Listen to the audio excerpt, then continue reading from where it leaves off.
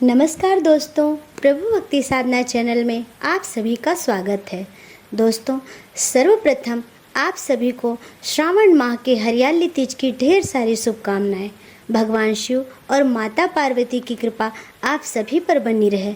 इसी मंगल कामना के साथ आज हम आपको हरियाली तीज की व्रत कथा सुनाने जा रहे हैं, जो कि इस प्रकार है। भगवान शिव ने पार्वती जी को उनके पूर्व जन्म के बारे में याद दिलाने के लिए यह कथा सुनाई थी। शिव जी कहते हैं, हे पार्वती, बहुत समय पहले तुमने हिमालय पर मुझे वर के रूप में पाने के लिए घोर तप किया था। इस दौरान तुमने अन्न जल त्याग कर सूखे पत्ते चबाकर दिन व्यतीत किए थे। किसी भी मौसम की परवाह किए बिना तुमने निरंतर तप किया। तुम्हारी इस स्थिति को देखकर तुम्हारे पिता बहुत दुखी थे। ऐसी स्थिति में नारद जी तुम्हारे घर पधारे। जब तुम्हारे पिता ने नारद जी से उनके आगमन का कारण पूछा तो नारद जी बोले, हे गिरिराज, मैं भगवान विष्णु के भेजने पर यहाँ आया हूँ। आपकी कन्या की घोर तपस्या से प्रसन्न होकर वह उससे विवाह करना चाहते हैं। इस बारे में आपकी राय जानना चाहता हूँ।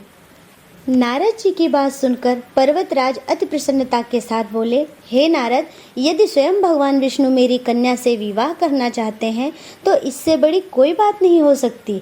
मैं इस विवाह के लिए तैयार हूँ। फिर शिव जी पार्वती जी से कहते हैं, तुम्हारे पिता की स्वीकृति पाकर नारद जी विष्णु जी के पास गए और यह शुभ समाचार सुनाया। लेकिन जब तुम्हें इस विवाह के बारे में पता चला तो तुम्हें बहुत दुख हुआ। तुम मुझे यानी कैलाशपति शिव को मन से अपना पति मान चुकी थी। तुमने अपने व्याकुल मन की बात अपनी सहेली को बताई। तुम्हारी सहेली ने सुझाव दिया कि वह तुम्हें एक घनघोर वन में ले जाकर छुपा देंगी और वहां रहकर तुम शिवजी को प्राप्त करने की साधना करना। इसके बाद तुम्हारे पिता तुम्हें घर में ना पाकर बड़े चिंतित और दुखी हुए। वह सोचने लगे कि यदि विष्णु जी बारात लेकर आ गए और तुम घर पर ना मिली तो क्या होगा। उन्होंने तुम्हारी खोज में धरती पाताल एक करवा दिए, लेकिन तुम ना मिली। तुम वन में एक गुफा के भीतर मेरी आराधना में लीन थी। भाद्रपद तृतीय शुक्ल को तुमने रेत से एक शिवलिंग का निर्माण कर मेरी आराधना की, जिससे प्रसन्न होकर मैंने तुम्हारी मनोकामना पूर्ण की। इसके बाद तुमने अपने पिता से कहा कि पिताजी, मैंने अपने जीवन का लंबा समय भगवान शिव की तपस्या में बिताया है और भगवान शिव ने मेरी तपस्या से प्रसन्न होकर मुझे स्वीकार भी कर लिया है। अब मैं आपके साथ एक ही शर्त पर चलूंगी कि आप मेरा विवाह भगवान शिव के साथ ही करेंगे। पर्वतराज ने तुम्हारी इच्छा स्वीकार कर ली और तुम्हें घर वापस ले गए। कुछ समय बाद उन्होंने पूरे विधि विधान से हमारा विवाह किया। भगवान शिव ने इसके बाद कहा कि हे पार्वती, तृतीया को तुमने मेरी आराधना करके जो व्रत किया था उसी के परिणाम स्वरूप हम दोनों का विवाह संभव हो सका। इस व्रत का महत्व यह है कि मैं इस व्रत को पूर्ण निष्ठा से करने वाली प्रत्येक स्त्री को मनवांछित फल देता हूँ।